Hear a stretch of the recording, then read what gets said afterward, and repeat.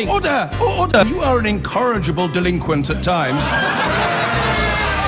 Behave yourself, man!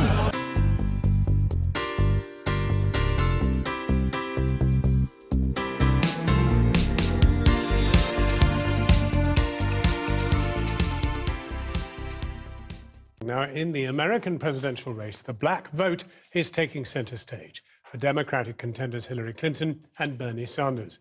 Latest polls show that while the two are almost neck and neck amongst white voters, amongst African Americans, Mrs. Clinton is well ahead. With an eye to next week's racially diverse contests in Nevada and South Carolina, both candidates are trying to outdo each other with their own personal records on race issues. Our Washington correspondent Kylie Morris has this report.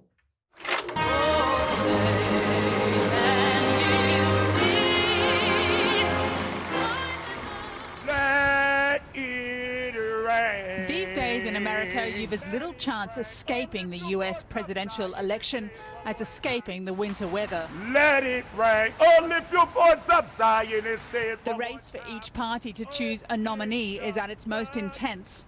And right now, for Democratic candidates, the black vote suddenly towers over every other consideration.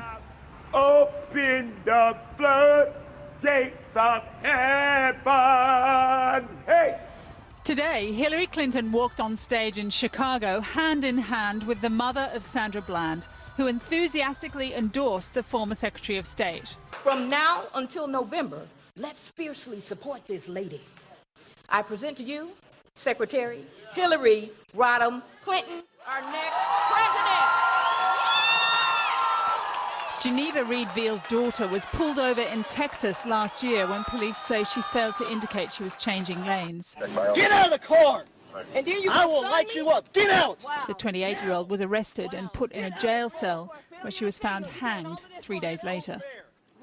We owe it to them to reform police practices, to make sure that no other young woman like Sandra Bland is ever pulled out of a car for no good reason and thrown into a jail where she is found dead.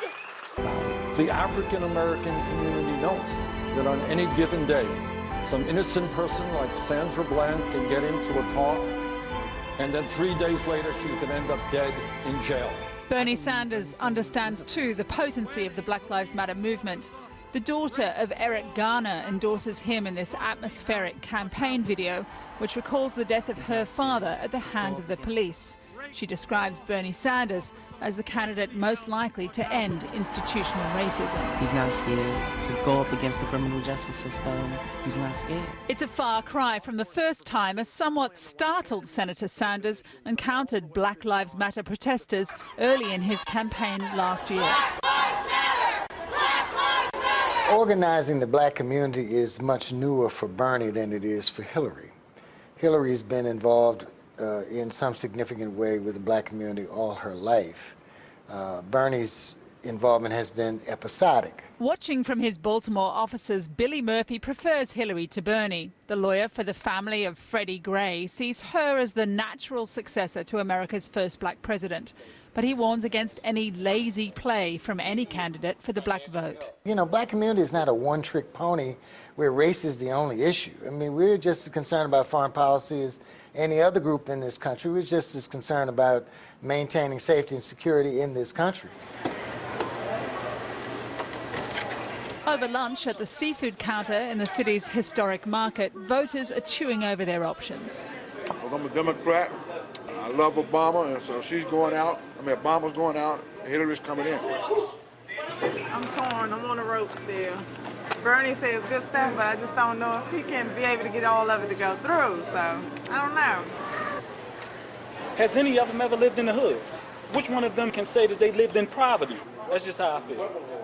And my vote's for Bernie.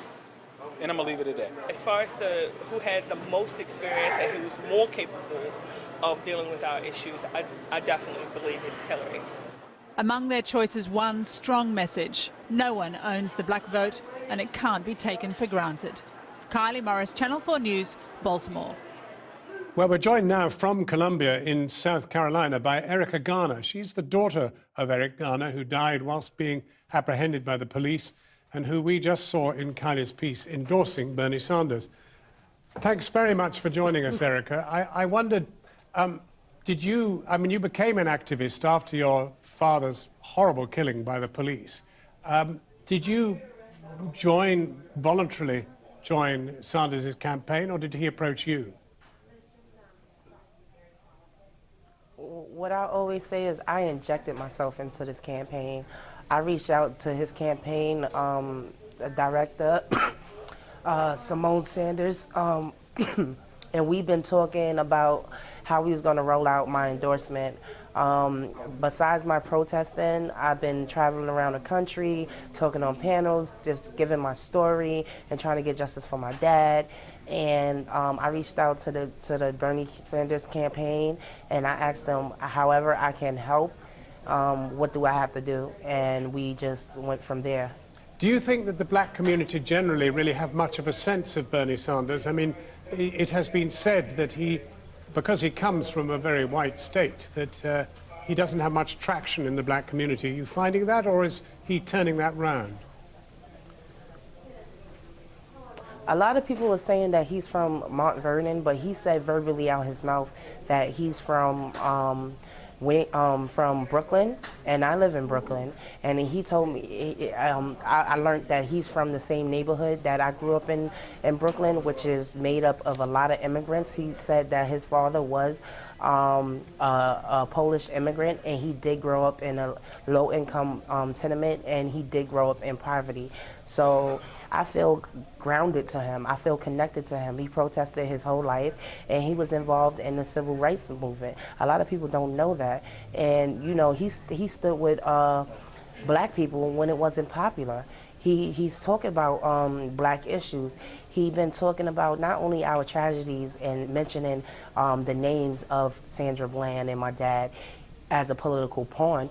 He's been actually you know, the Black Lives Matter in Seattle, after they interrupted his event, he went ahead and started a criminal justice platform. You know, the thing is, though, that there's this fantastic swirl of enthusiasm around him, and I can see and sense that you share that enthusiasm. But if one looks at his Senate record over the last 30 years, it's hard to say that he's kind of moved much for black rights.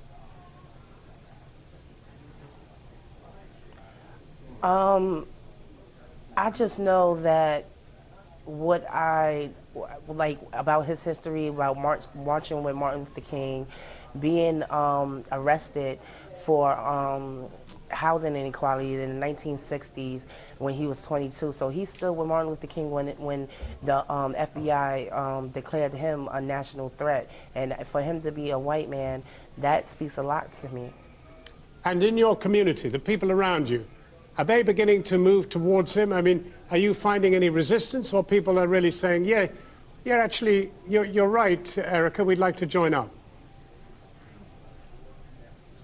Yes, once people get to know him and, you know, start to do their research on him, they are, you know, saying, well, I'm going to give him a second look.